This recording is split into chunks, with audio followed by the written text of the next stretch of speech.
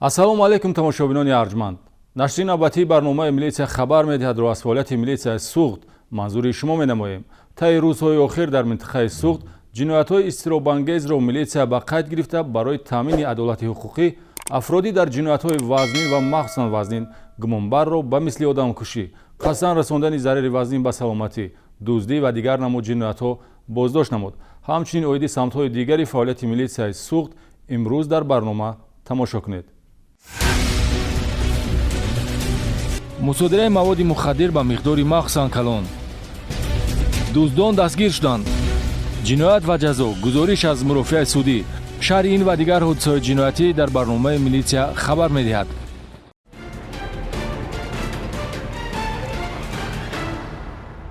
кормандони шӯъбаи минтақавии мубориза бар зидди ҷиноятҳои муташаккили вазорати корҳои дохилӣ дар вилояти суғд фаъолияти гурӯҳи нашаҷаллобро дар ҳудуди вилоят ошкор ва зиёда аз 11 килограмм воситаи нашадор мусодира намуд. мухаддароти мусодирашуда намуди сахттаъсири героин мебошад, ки мебоист дар суғд ба муомилот мебаромад.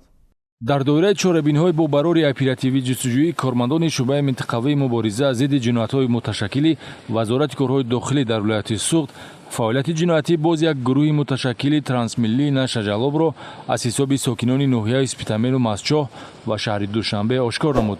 гумонбаршудаҳо дар ҳайати 6 нафар дастгир шуданд, ки аз онҳо дар маҷмӯъ 11 килою 15 грамм мухаддароти сахттаъсири героин мусодира шудааст. ин миқдор воситаи нашадор бояд ба хориҷа интиқол меёфт. кормандони мақомоти корҳои дохилӣ зимни коркардҳои махсуси оперативӣ дар ҳудуди деҳаи фармонқалъаи ноҳияи спитамен қурбонбеков достон муҳаммадович, раҳимов муҳриддин ҳасанович сокинони ноҳияи мазкурро ҳангоми интиқоли 5 килою 530 грамм мухаддароти нави героин дастгир карда, дар идомаи амалиёт ҳаммаслакони дигари гурӯҳи нашаҷаллоб абдумуминов иномҷон уктанбоевич, саидматов акрам турдимуродович сокинони ноҳияи спитамен, ҷумаи фаридун миршарифович истиқоматкунандаи ҷамоати деҳоти мастчоҳи ноҳияи мастчоҳ ва шоинбодов наҷиб назмиддинович сокини шаҳри душанбе боздошт шуда аз махфигоҳи аъзоёни гурӯҳ ҳудуди заминҳои ассотсиатсияи хоҷагии деҳқонии зарзамин воқеъ дар ҷамоати деҳоти хӯрамзамини ноҳияи спитамен боз 5 килою 485 грамм героин дарёфт гардид. айни ҳол нисбати гумонбаршудаҳо бо моддаи 200 қисми 4 кодекси ҷиноятӣ парвандаи ҷиноятӣ оғоз гардида барои муайян кардани дигар шохаҳои ин шабакаи нашаҷаллоб дар шӯъбаи минтақавии мубориза зидди ҷиноятҳои муташаккили вазорати корҳои дохилии вилояти суғд чорабиниҳои оперативию тафтишотӣ ба роҳ монда шудааст.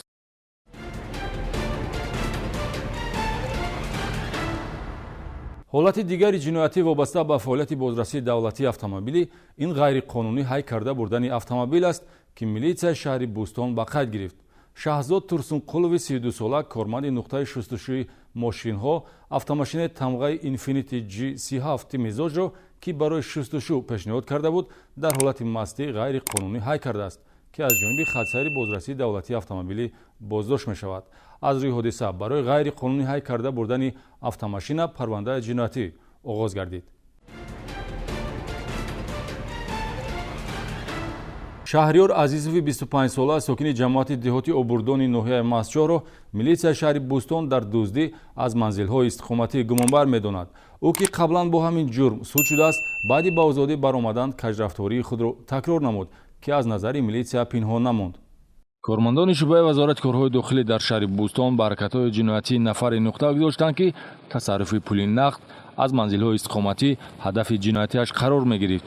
шаҳрванд Азизов Шаҳриёр Сулаймонович соли таваллудаш 1995 зода ва истиқоматкунандаи ҷамоати деҳоти обурдони ноҳияи мастчоҳ гумонбари дуздиҳост, ки баъди муроҷиати ҷарбидаҳо мақомоти милитсия барои дастгир намудани ӯ чорабиниҳои оперативии ҷустуҷӯӣ гузаронидааст. ҳарчанд ин нафар барои ба даст нафт додан эҳтиёткорӣ менамуд, истифодаи ниқоб аз гунаи чунин эҳтиёткориҳост. айни ҳол ду далели дуздӣ ва як ҳолати суиқасди дуздӣ ба гумонбаршуда Азизов нисбат дода мешавад. чунончи ғайриқонунӣ ворид шудан тавассути девори иҳотавӣ ба манзили истиқоматӣ дар кӯчаи Масаидов ва аз дохили нақлиёти сабукравӣ дар саҳни ҳавлӣ гузошташуда ба яғмо бурдани 100 сомонӣ ва 36 доллари Иёлоти Муттаҳидаи Амрико бо ҳамин усул ворид шудан ба манзили истиқоматӣ воқеъ дар кӯчаи Пулотови шаҳри Бӯстон ва аз он ҷо тасарруфи 650 доллар пули нақд.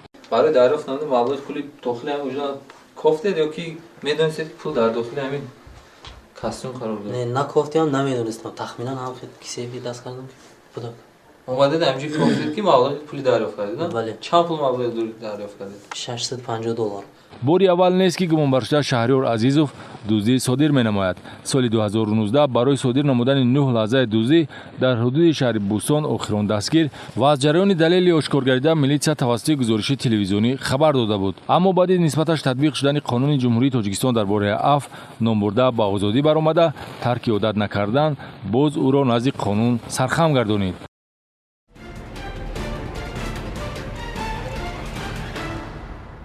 дуздӣ аз хонаи ҳамсоя ҳолати ҷиноятиест ки мақомоти милитсияи шаҳри Панҷакент ба ноболиғи 15 сола истиқоматкунандаи ҷамоати деҳоти Суҷинаи шаҳри Панҷакент нисбат медиҳад. ҷинояти мазкур санаи 16 март дар асоси муроҷиати ҷабрдида марди 63 сола сокини ҷамоати деҳоти Суҷина ба қайд гирифта шуд ки шахсони номаълум 100 000 сомонии пасандози оилавиашро тасарруф карданд. дар натиҷаи коркардҳои оперативӣ гиреҳ ҷинояти ноаён ки ҳангоми дар хона ҳузур надоштани соҳибхона дар фосилаи соати 7:40 то 16:40 дақиқа содир шудааст ошкор гардид. тавре баъди ошкор кардани ҷиноят милитсия маълум намудааст гумонбаршудаи ноболиғ аз шароити мусоид яъне набудани соҳибхона истифода бурда ғайриқонунӣ тавассути девори иҳотавӣ вориди ҳавлӣ ва минбаъд бо роҳи кушодани тирезаи пешайвон вориди ҳуҷраи манзили иstiqomatӣ гашта баъди кофтуков аз дохили сандуқи миллӣ 100 000 сомонии пули нақдро тасарруф карда ба ҷабрдида зарари махсусан калон расонидааст. милитсия пулҳои тасарруфшударо ба андозаи 90 950 сомонӣ аз гумонбар рӯёнид. боқӣ монда 9050 сомониро гумонбаршуда давоми 2 ҳафта то ошкор шудани ҷиноят ба эҳтиёҷоти шахсӣ истифода бурдааст. феълан аз рӯи ҳодиса бо моддаи 244 кодекси ҷиноятӣ парвандаи ҷиноятӣ оғоз карда шудааст.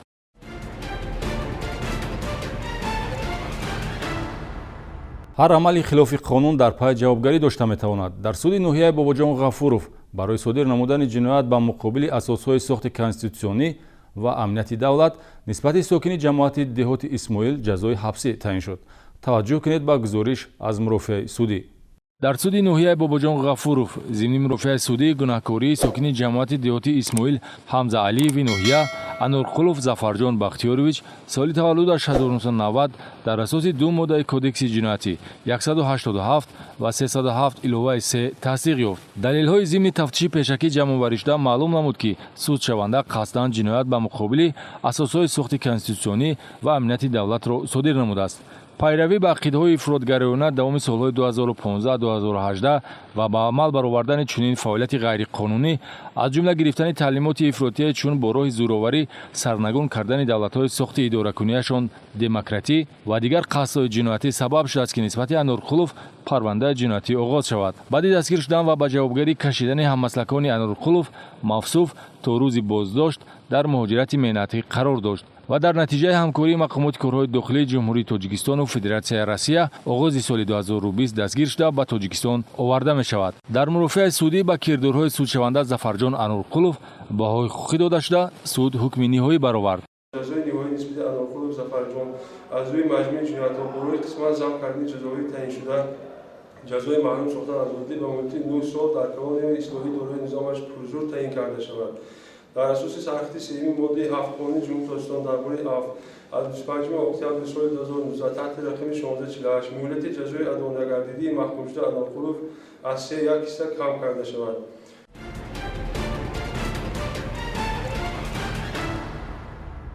мавзӯи дигар мусобиқаи варзишии дастави дар намуди футбол ки ба муносибати Наврӯз роҳбарияти раёсат ташкил намуд бо чӣ натиҷаҳо хотима ёфт. гузориши навбатӣ аз ҷараёни мусобиқа маълумот медиҳад. тавре қаблан аз баргузории мусобиқаи варзишии даставии футбол маълумот додем. ин мусобиқа бахшида ба рӯзи байналмилалии Наврӯз ташкил гардид ки ҳадафи он такмили маҳорати футболбозии ҳайати шахсии милитсияи суғд мебошад. дар мусобиқаи мазкур 14 дастаи шуъбаву хадамотҳои дастгоҳи марказӣ раёсати вазорати корҳои дохилӣ дар вилояти суғд дар ду зергурӯҳ байни ҳам бо тартиби системаи даврӣ маҳоратсанҷӣ карданд. 3 зинаи ифтихорӣ ва 4 дастаи беҳтарин ҳамзамон маҳорати инфиродии футболбозон дар мавқеъҳои ҳамлагар, нимҳимоятгар, муҳофизатгар ва дарвозабон бояд муайян мешуд.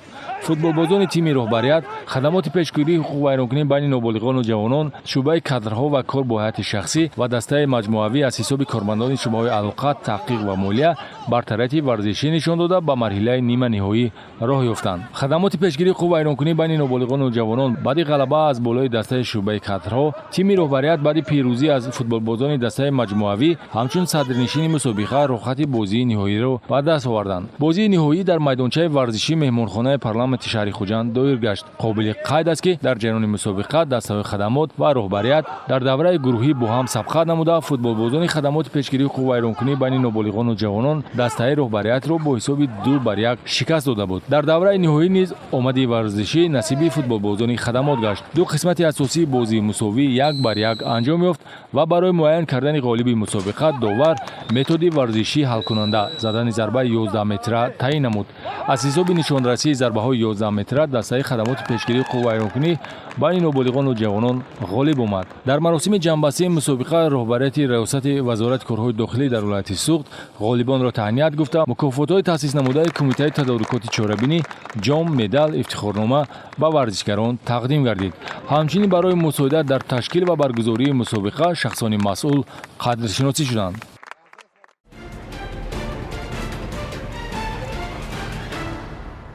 ба барнома ҳусни анҷом бахшида ба ҳар яки шумо тамошобини арҷманд риояи қонунро тавсия медиҳем, зеро рафтори қонунӣ ҳамеша боиси сарбаландӣ аст. бо милитсия ҳамкорӣ намоед. то дидори навбатӣ, хайр.